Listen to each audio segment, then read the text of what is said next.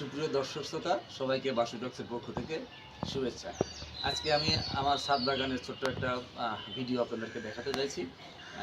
এই বর্ষা মৌসুম চলে আসছে, কিছু বর্ষাকালীন সবজি আমার ছাদে হয়েছে, সেইগুলো আপনাকে দেখাতে চাই। এটা আমার ছাদের নিচতলার একটা অংশ, উপরে তলা আরেকটা অংশ, ওটা আর একটা দিন দেখাবো। আজকে নিচতলাটা দেখাচ্ছি। তো দর্শক বন্ধুরা আসুন, আপনাকে দেখাই কী আছে আমার ছাদে। এই যে বৃষ্টির দিনে এখন দেখুন, এই যে এখানে ভেন্ডি গাছ লাগিয়েছি, তারপরে সিম, ধুন্দল, এগুলো ধুন্দল খাওয়া শুরু করেছি, বেশ কয়েকবার তোলা হয়ে গেছে, আবার নতুন নতুন করে হচ্ছে। তারপরে এই যে ভেন্ডি শুরু হয়ে গেছে হওয়া, এই দেখুন, এই ধুন্দল, এরকম আরও অনেকগুলো হয়েছিল, খাওয়া শেষ হয়েছে। এই যে ভেন্ডি গাছে ভেন্ডি ধরেছে, এরকম অসংখ্য ভেন্ডি ধরেছে। প্রচুর গাছ আছে আমার উপরে, ছাদ মিলে প্রায় 50-60টি এরকম ভেন্ডি গাছ আছে, প্রত্যেক গাছে হয়েছে। এবং একটা এই সিম গাছ লাগিয়েছি, সিম গাছ উঠে গেছে, এটা মনে হয় বরবটি হবে এটাতে, সেরকম। তারপরে এই যে এই পেঁপে গাছ, এটা একটা অনেক বড় পেঁপে গাছ ছিল, পুরনো হয়ে গেছিলো, পেঁপে টেপে খাওয়া শেষ।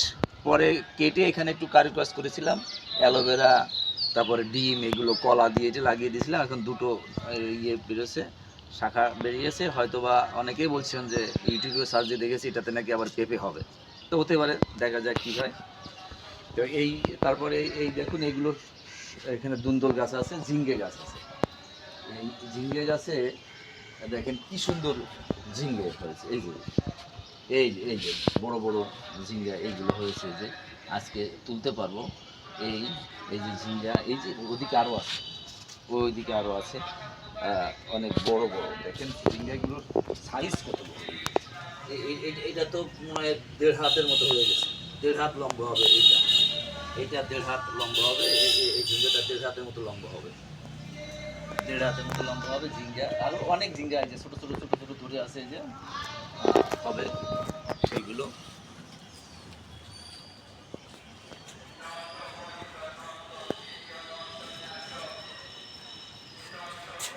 এটা অনেক অনেক অনেক ঝিঙ্গা ধরে আছে, এই যে প্রত্যেকটাতে ঝিঙ্গা হবে, এগুলো ধরে আছে ঝিঙ্গা।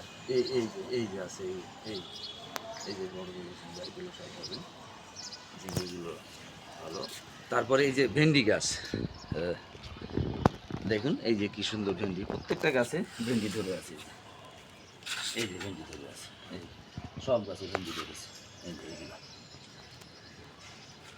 এগুলো ভেন্ডি ধরে আছে, প্রত্যেকটা গাছে যে ভেন্ডি ধরে আছে।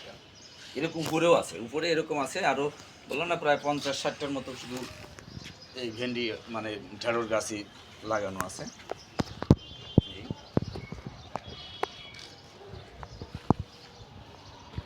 তারপরে তারপরে এই যে এদিকে একটু দেখাতে চাই, এটা অসময় গাঁদা ফুল কী পরিমাণ হয়েছে। এই যে এগুলো লাগানো না, এগুলো ওই শীতের সময় গাঁদা ফুল হয়েছিল, সেটার বীজগুলো ঝরে ঝরে পড়ে নিচ থেকে এই গাছগুলো হয়েছে।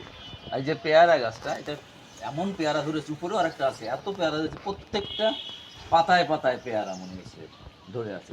পেয়ারাগুলো, এগুলো এই যে পেয়ারা, এই প্রত্যেক পাতায় পাতায় পেয়ারা, প্রত্যেক ডালে ডালে পাতায় পাতায়, পাতার গোড়ায় গোড়ায় এই যে পেয়ারা ধরা, সবগুলো গাছ পেয়ারা। এই দেখুন,